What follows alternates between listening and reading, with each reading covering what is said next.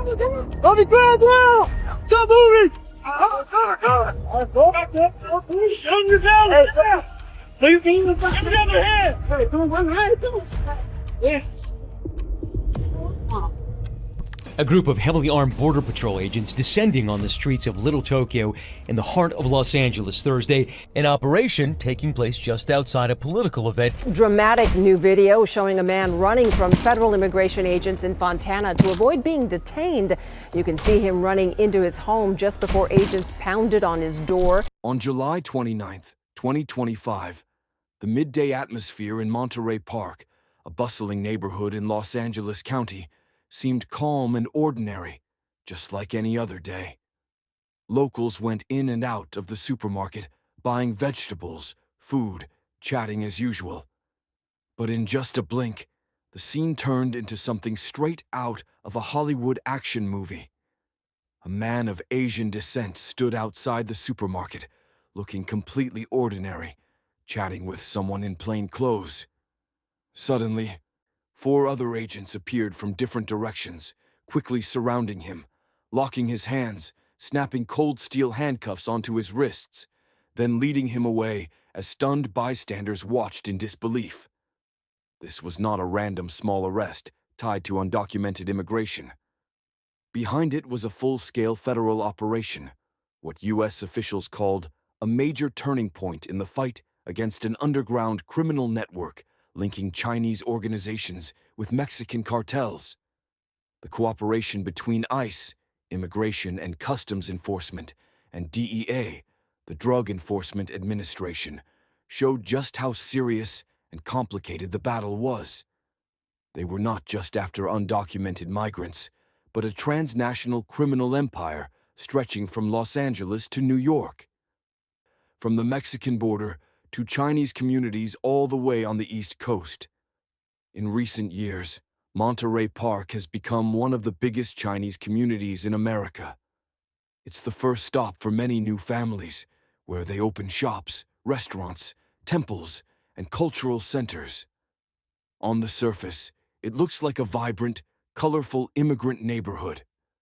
But beneath that surface, law enforcement had been tracking the traces of an underground network filled with human smuggling, drug trafficking, forced labor, and illegal gambling dens. Dimly lit bars, unlicensed massage parlors, and even driving schools could all be fronts for a massive money laundering machine. 10 days before the Monterey Park arrest, another raid took place at what looked like an abandoned commercial building in Los Angeles. The windows were covered in dark, reflective glass, blocking out any curious eyes from the outside. But when federal agents stormed in, they didn't just find an old office space. Inside, flashing lights, booming speakers, luxurious furniture, and soundproof VIP rooms created the feel of an upscale nightclub. But this was no legal entertainment venue. It was a crime hub, a place where drugs were distributed, money was laundered, and human beings were turned into commodities. In the chaos, a white sedan tried to speed out of the parking lot, nearly hitting a fire truck. 2 Chinese men jumped out of the car and ran off into the night, but were eventually caught. The outcome of the raid: 9 people were arrested for immigration violations, all put into deportation proceedings. More importantly, the evidence uncovered was chilling. Large stashes of drugs ready for distribution, piles of drug processing equipment, stacks of suspicious credit and gift cards, along with electronic gambling machines, all pointing to a sophisticated laundering system. And it didn't stop there. Investigations showed that these types of clubs were often tightly connected to massage parlors and spas. Behind the label of wellness or body care services, they were in fact centers of prostitution and laundering. Many foreign women, mostly Asian, and with little or no English, had been lured to the United States with promises of decent jobs. But once here, their passports were taken away, and they were forced to service clients in dark rooms, controlled and threatened with violence by gang enforcers. Even for seasoned agents, The grim reality revealed in these raids was hard to stomach. The DEA soon discovered that those gathering spots did not operate in isolation. They were supplied with drugs by Mexican cartels, while distribution, financial management, and money laundering were handled by Chinese networks. It was an unexpected but effective alliance. Cartels, already notorious for bringing heroin, fentanyl, and methamphetamine into the United States, found ideal partners in Chinese criminal groups that already had large, secretive communities embedded in major cities. In return, the Chinese networks relied on the cartels to secure supply. They provided safe houses, manpower, and laundering channels that were hard to trace. That handshake made the federal agency's job harder than ever. One clear example of that coordination was the raid at Industry City, also in Los Angeles County, just weeks before the Monterey Park incident. There, ICE uncovered an underground nightclub of similar scale.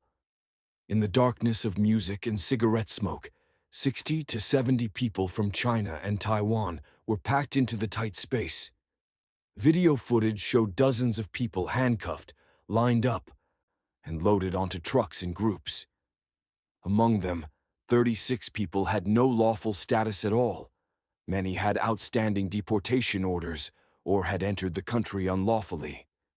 Agents seized evidence showing this was a comprehensive crime hub: drug dealing, prostitution, human smuggling, and forced labor. Even small details like the cover charge, ranging from $40 to $50, revealed an organized business model that generated steady profits. More frightening still, there were no basic safety devices at all, not even fire extinguishers. In the event of a blaze, the outcome could have been catastrophic. These raids were not isolated incidents. They formed a chain of evidence showing that the China-Mexico criminal network was operating all across the United States. Thousands of miles from Los Angeles, on July 30th, 2025, in East Baton Rouge, Louisiana, local police, working with ICE, raided two massage parlors called Magnolia Spa and Oriental Relax Spa. Their owners, Wu Yu Jiang, age 38, and Fun Ruan, age 56, were both Chinese nationals. The investigation began the previous November after neighbors repeatedly complained about prostitution at those businesses. Inspections showed that not only were the two spas operating without licenses, they had been ordered to close several times and then quietly reopened or moved locations. Neighbors often saw young Asian women who did not speak English, wearing robes or revealing clothing, standing at the door, while unfamiliar men slipped in through the back entrance next to a quiet residential area. Online ads confirmed the suspicion, public listings touting young hot girls offering sexual services. When police raided the parlors, they found two women working there who were undocumented immigrants.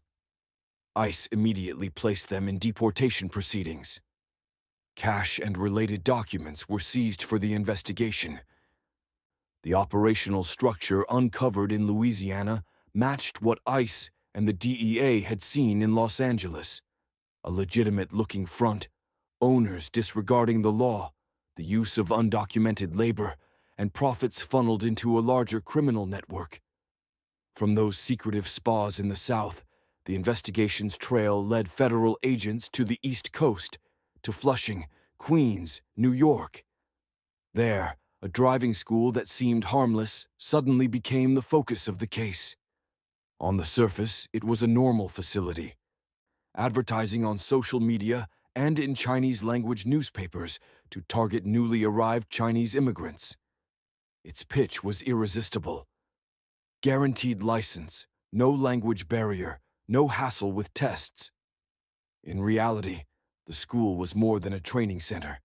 It was an extension of the interstate criminal network, producing thousands of fake driver's licenses.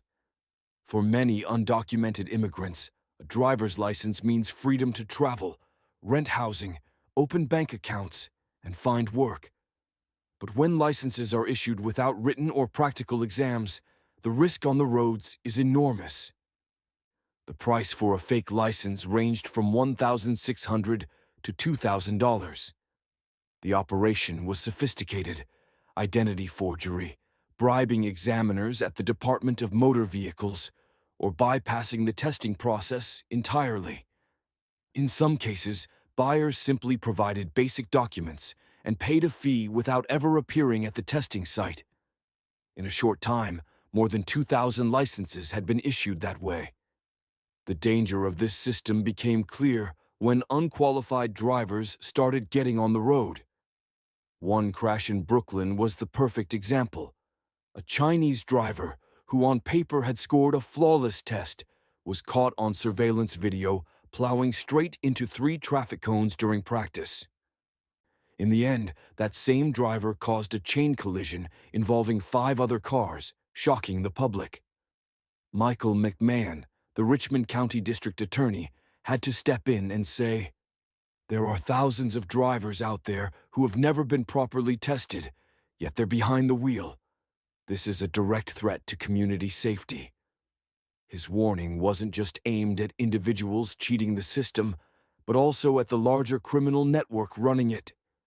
The investigation later revealed ties to multiple DMV employees, driving school owners, and recruiters across at least 3 states: New York, Pennsylvania, and Alabama. One standout name on the indictment list was Xu Feng, also known as Fun Shu. He had worked as a cook at a Chinese restaurant in Albertville, Alabama, while living in the country illegally. After the scam in Queens was exposed, Fang fled, but ICE quickly caught him along with 6 other undocumented restaurant workers. That crackdown resulted in a total of 14 indictments, including 3 DMV employees from Queens. The fake license system wasn't just administrative fraud. For ICE, it was a shield for organized crime. A driver's license essentially legalized the status of an undocumented immigrant, giving them the ability to rent apartments, open bank accounts, withdraw money, or travel between states without raising suspicion. That made it far harder to track money laundering or drug distribution. For this reason, ICE considered dismantling the network just as important as raiding underground clubs or massage parlors. Under the Trump administration, immigration enforcement was ramped up at a speed and scale never seen before. Instead of focusing only on violent offenders or high-risk criminals, ICE was given the green light to pursue anyone violating immigration law, even for minor offenses. As a result, in just the first 6 months of that year, more than 2,300 arrests were made in the New York area alone. This tough stance frightened immigrant communities, but at the same time gave federal agents powerful tools to shut down networks like the China-Mexico alliance. Yet alongside this hardline approach, the U.S.-Mexico border was seeing a surge. Since January of 2023, more than 63,000 Chinese nationals had crossed illegally into the United States from Mexico. Compared to 2021, arrests of Chinese migrants at the border had jumped by more than 8,000%. That number not only showed the desperation of many trying to leave their homeland, but also highlighted the sophistication of international smuggling networks. Most of these people came from working-class or middle-class backgrounds, willing to pay tens of thousands of dollars for the journey. Some were fleeing political persecution in China. But once they arrived in the so-called land of freedom, many became easy prey for the very same criminal networks. With no language skills, no sponsors, and buried under debt, they were easily funneled into jobs at massage parlors, gambling dens, or even farms needing undocumented labor. And so, the cycle of exploitation kept spinning. The impact of these underground operations on local communities couldn't be ignored. In places like Monterey Park or Colorado Springs, many residents admitted they were scared to walk past certain buildings at night. Small shops near areas rumored to be gang spots began losing customers, as people feared drugs or violence. Over time, those areas turned into no-go zones, avoided by law-abiding neighbors. ICE publicly announced its plan to use technology and data to supercharge the manhunt. One of the most controversial tools was tapping into Medicaid records, which include home addresses, ethnicity information, and medical files. The idea was to identify undocumented immigrants by the trace they left behind when seeking health care. But that move sparked immediate backlash. Advocacy groups warned it would drive immigrants away from hospitals even when they desperately needed care, raising public health risks and hiding victims of violence or trafficking even further. In every official message, ICE and the DEA hammered the same point. This isn't just about immigration. This is a fight against transnational organized crime. The China-Mexico network had blended seamlessly into immigrant communities, disguising its operations inside seemingly legal businesses while quietly eating away at public safety. To take it down, law enforcement wasn't just going after frontline criminals like drug pushers or brothel owners, but also striking at the backbone, the fake documents, the laundering banks, and the transit hubs spread across multiple states. The story closed out in the investigative video, not just with narration, but with a call to action. Viewers were encouraged to share their thoughts in the comments, subscribe for more in-depth investigations, and click through to related videos. The underlying message was clear. This isn't the end of the story, but an ongoing battle with more and more layers unfolding. If you look at the big picture, you'll see that this China-Mexico network runs like a massive machine. Every part, from messengers and recruiters to the owners of front businesses, plays a role in the gears. Underground casinos, nightclubs, massage spas, fake driving schools. None of these are isolated.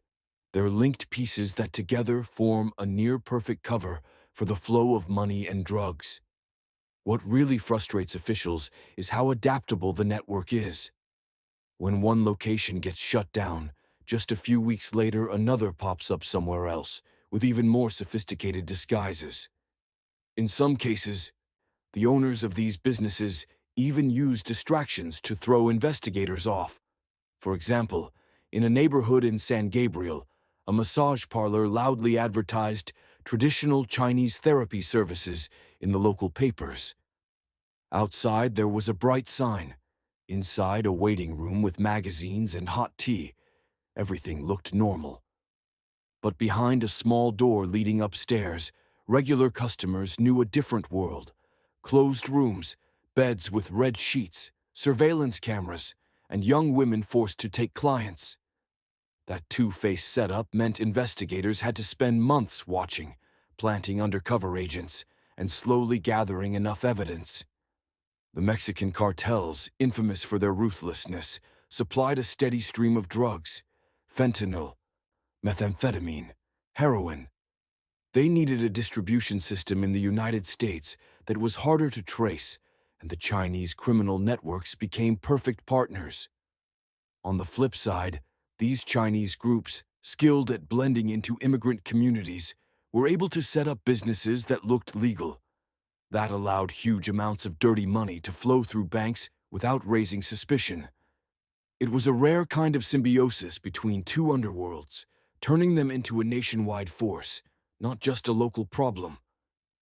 DEA agents admitted the hardest part was that very integration. An illegal nightclub could sit right next to a legitimate family restaurant, and both might be run by people with the same Chinese surnames like Chen or Li. Locals who were used to the Chinatown vibe couldn't easily tell which businesses were honest and which were covers for crime. This uncertainty left many communities feeling uneasy and betrayed, as if their own neighbors were taking advantage of them.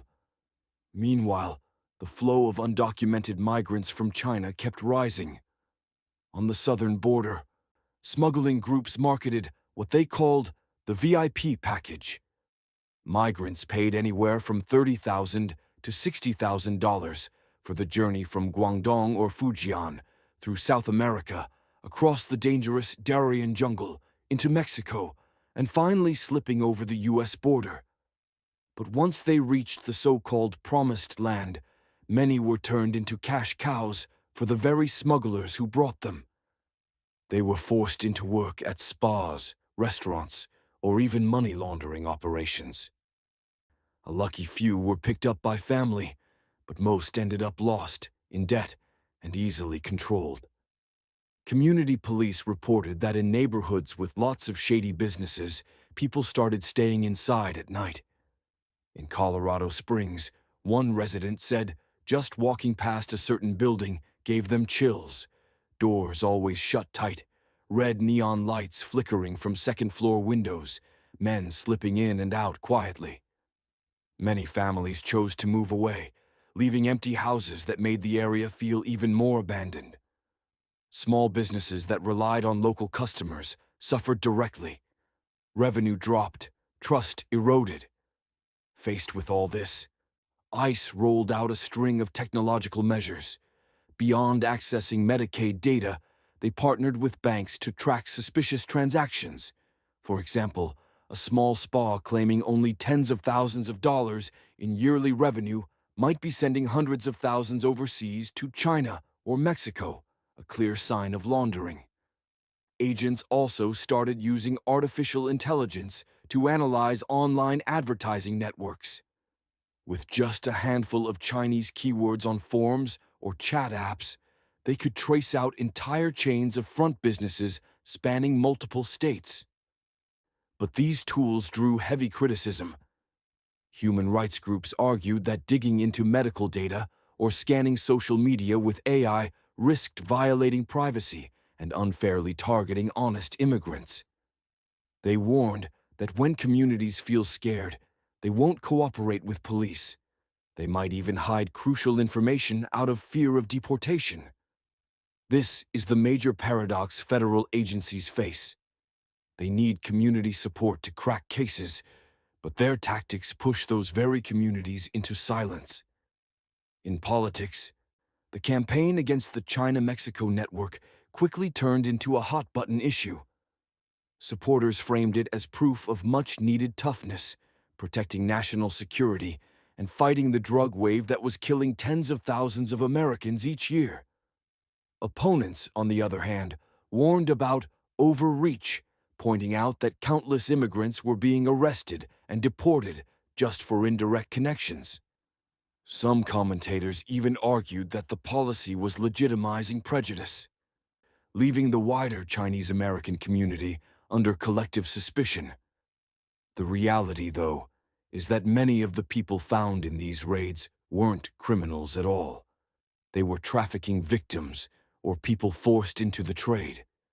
Yet in this hardline environment, they weren't seen as victims, but as illegal immigrants who must be deported. That led to a double tragedy, exploited once by traffickers and again by a system that denied them justice. Some activists called for special witness protection programs for women forced to work in massage parlors or underground clubs. But so far, those proposals remain controversial and highly debated. In the meantime, personal stories kept sparking public debate.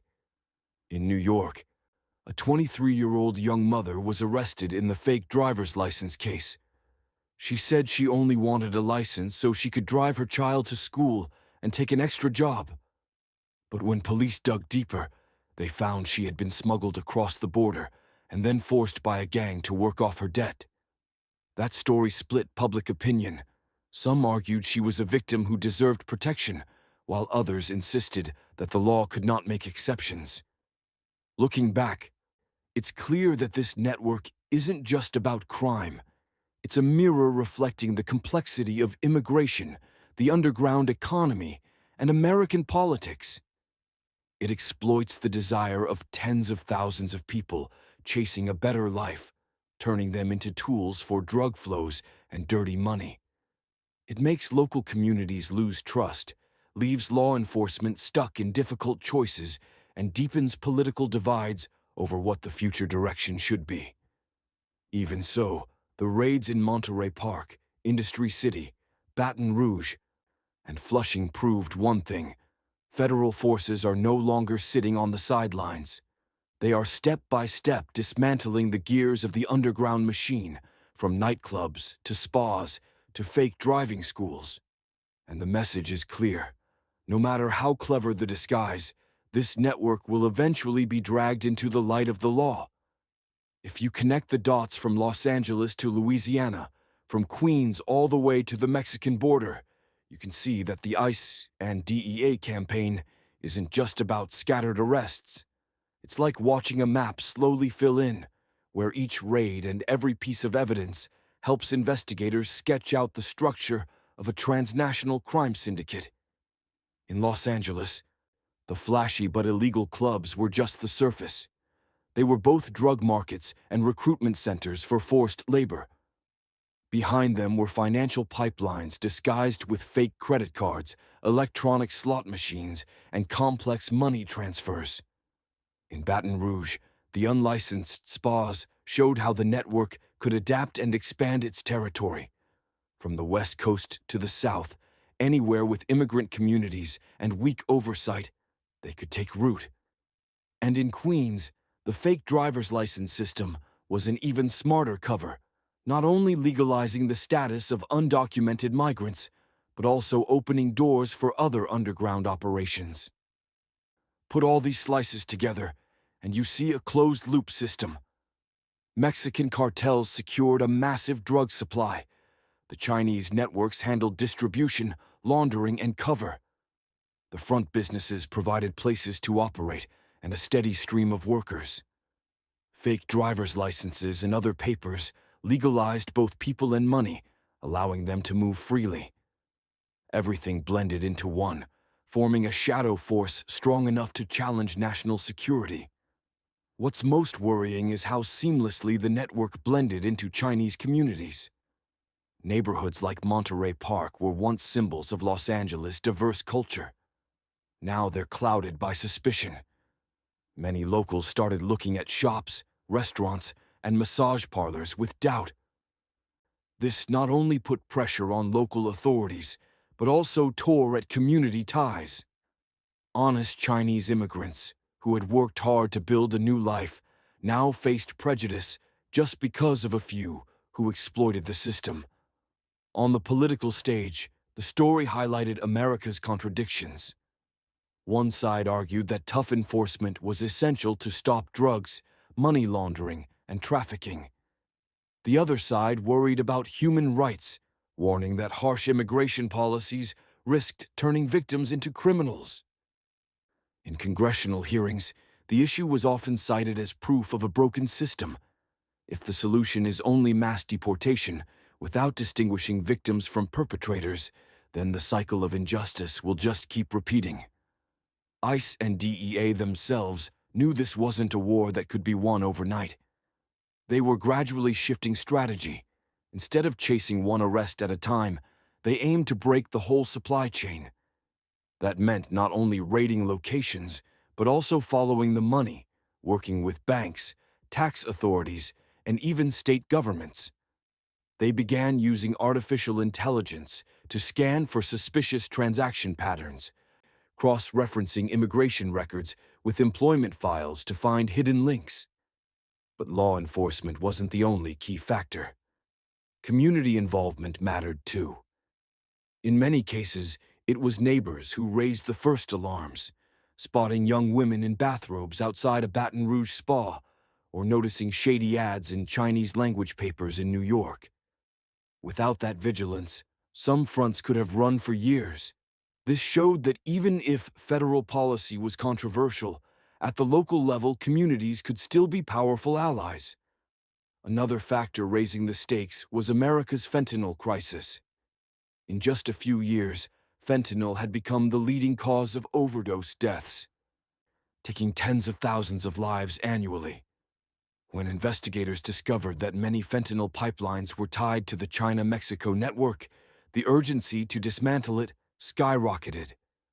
DEA agents often repeated, Every bag of white powder we seize is a life saved. That line wasn't just for publicity, it reflected reality. Behind every busted operation were thousands of fentanyl doses that never reached users. The effects of the raids were even felt inside the cartels.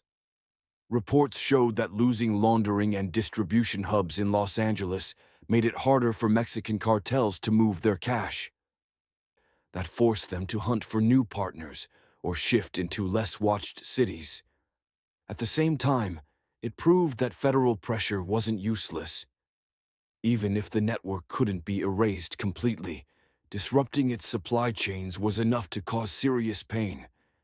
In the long run, the big question is whether America can balance tough enforcement with protecting human rights. If the approach is only arrests and deportations, the system risks becoming a cold machine, blind to the suffering of trafficking victims. But if it goes too soft, the crime networks will just grow. This tug of war is the complicated picture the investigative video tried to capture. In the final moments, the video urged viewers not to see this as just an immigration story, but as a warning about how fragile community safety really is. Peaceful neighborhoods can become crime hubs in just a few years. Migrants seeking opportunity can become pawns of cartels if left unprotected. And policies focused only on quick deportations might miss the chance to dismantle entire systems. The closing message was clear: real victory needs full cooperation. ICE and DEA must keep pushing forward, local governments must stay alert, communities must speak up, and society at large must debate fair but effective policies.